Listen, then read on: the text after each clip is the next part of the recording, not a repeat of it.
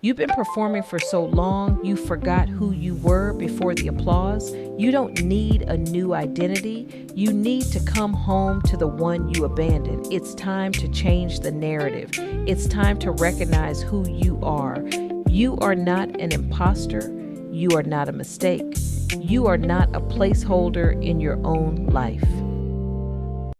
They don't wing it. Narcissists operate from a playbook, a predictable, calculated cycle of control and manipulation designed to keep you questioning your reality, your memory, and your worth. Once you realize their strategy, you start to understand that they don't improvise, they run plays. And those plays are designed with one purpose: to keep you doubting yourself, questioning your reality, and staying right where they want you.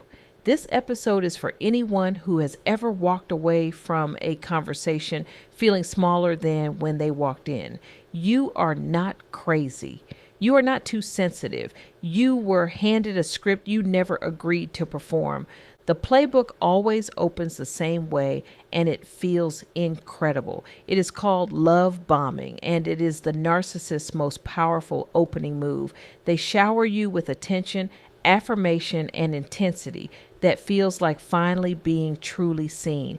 They remember everything you say. They mirror your values back to you.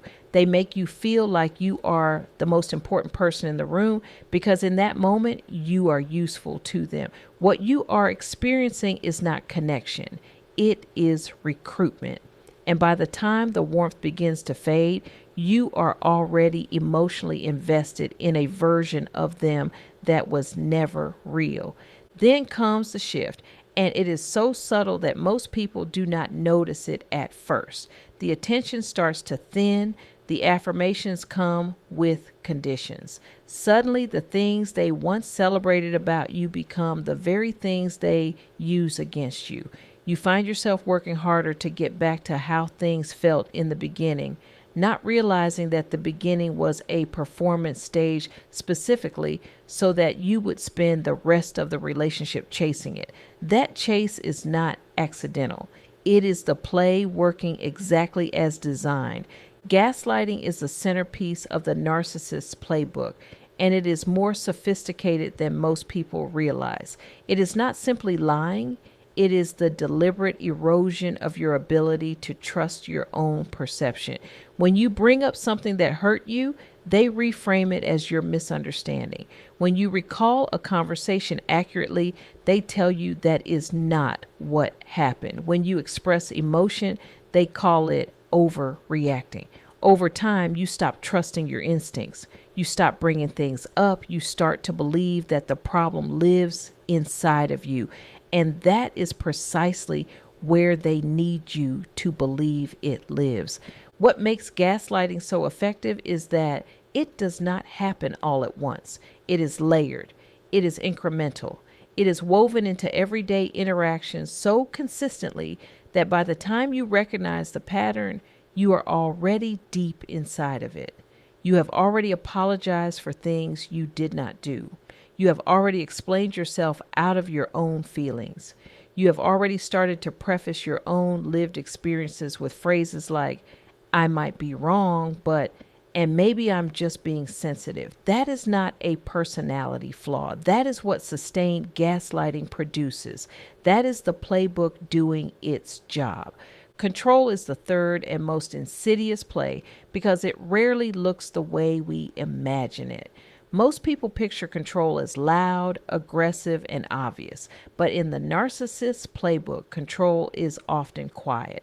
It shows up as a comment about who you spend your time with, a raised eyebrow at how you dress, a sigh when you mention your own plans. Slowly, your world gets smaller, your circle gets narrower, your decisions run through a filter of what reaction they will produce, and you do not even realize you have handed someone else the keys to your own autonomy.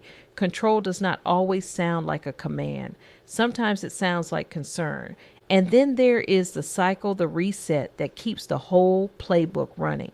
Just when you have reached your limit, just when you are close to walking away, the narcissist pivots back to the version of themselves you fell for in the beginning, a grand gesture, an apology that sounds like genuine insight, a moment of tenderness that makes you wonder if you were too harsh in your judgment. This is not a breakthrough. This is a play called hoovering, named after the vacuum, because its sole purpose is to pull you back in before you get far enough out to gain perspective.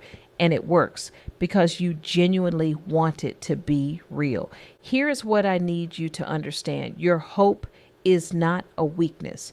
Your willingness to believe in someone's capacity to change is not naivety. It is one of the most beautiful things about you. The narcissist has simply learned how to weaponize it. They know that if they can give you just enough of what you are hoping for, you will dismiss what you know to be true. They are not changing. They are recalibrating. And every time you return, the playbook gets a little tighter and your sense of self gets a little dimmer. The imposter phenomenon that so many of us carry, that persistent gnawing feeling that we are not enough, that we have been fooling everyone, that we are one conversation away from being exposed, is often not something we were born with. It is something that was installed.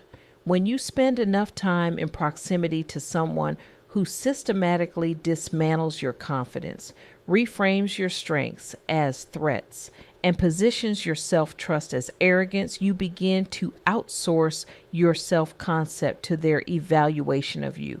You start to measure your worth in real time based on whether they are pleased with you. That is what it looks like when someone has convinced you that your reality is unreliable. Recognizing the playbook is not about diagnosing anyone. It is not about assigning a clinical label to someone's behavior and calling it done. It is about you reclaiming the authority to trust what you experience. Because here's the truth. You do not need them to admit what they did in order for what they did to have been real. You do not need a confession to trust your own memory. You do not need their validation of your pain in order for your pain to have been valid. The moment you stop waiting for them to acknowledge the play is the moment you begin to step out of the game.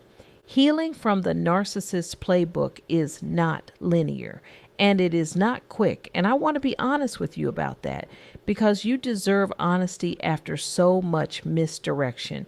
There will be days when you second guess yourself all over again, days when you miss who you thought they were, days when the silence of a healthier relationship feels unfamiliar and even uncomfortable because chaos had become your baseline. That discomfort does not mean you made the wrong choice. It means your nervous system is recalibrating to safety. And safety after sustained manipulation can feel foreign before it feels like home. So if you are listening to this today and something in these words landed in a place you have never quite been able to name before, I want you to hold on to this. The fact that you are here asking questions, seeking language for what you lived through is not a sign of weakness. It is a sign of courage. You were handed a script you never agreed to perform, but you do not have to keep performing it. The playbook only works when you do not know it exists. Now you know. And knowledge, real, grounded, unshakable knowledge of your own worth is the one thing no playbook in the world can take from you. So take a breath, settle in, and let's begin the work of separating who you are from who you've been performing to be, because it's time to stop performing and start belonging. Welcome to the work. Welcome to the becoming. Welcome to Unmasking the Imposter. Thank you for listening to the Imposter Phenomenon podcast. If today's episode opened something in you, share it with someone who needs this conversation too. Make sure you're subscribed so you never miss an episode.